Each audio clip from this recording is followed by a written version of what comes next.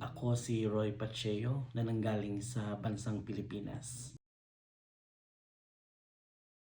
Nag-search lang ako sa Google. Naghanap ako ng kung sino ang mga magagaling na mga immigration lawyer dito sa Alberta, at laging pinapakita sa akin ng Google ang shower law, at sila ang may maraming very good reviews, laging 5 star, at sila ang magaganda ang comment, and mostly ng mga nagko-comment doon, sila ang mga aplikante na na-approve na kahit mga komplikadong sitwasyon napapa-approve nila.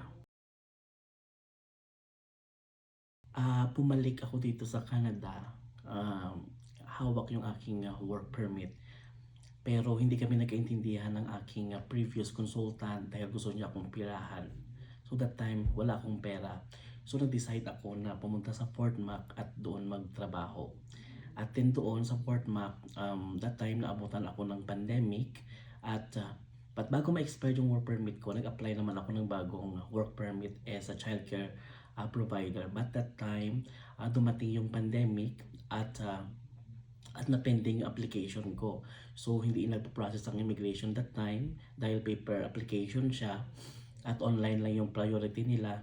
So wala akong choice para makasurvive ako. So nagtrabaho ako ng cash job doon kasi natenga ako ng siguro mga more than a year.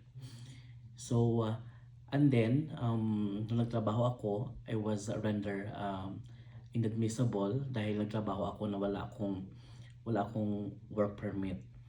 So naghanap ako ngayon ng magaling na lawyer sa Alberta, at ito nga yung nakita ako, yung shower law. And then inadvise nila ako na mag-apply ako ng H&C. Yun daw ang pinaka best option para sa akin, para makuha ko na yung aking permanent residence, because matagal na ako sa Canada, mga 9 years and a half na, pero hindi pa rin ako ma-PR dahil sa mga ups and down, yung mga sitwasyon na mga hindi ko ba ini-expect, mga ganung bagay. Thank you.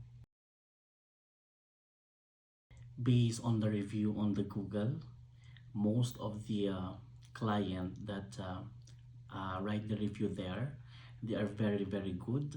It comes to H&C application, and I've read there that H&C is their specialty, and if you choose them, it's worth the penny.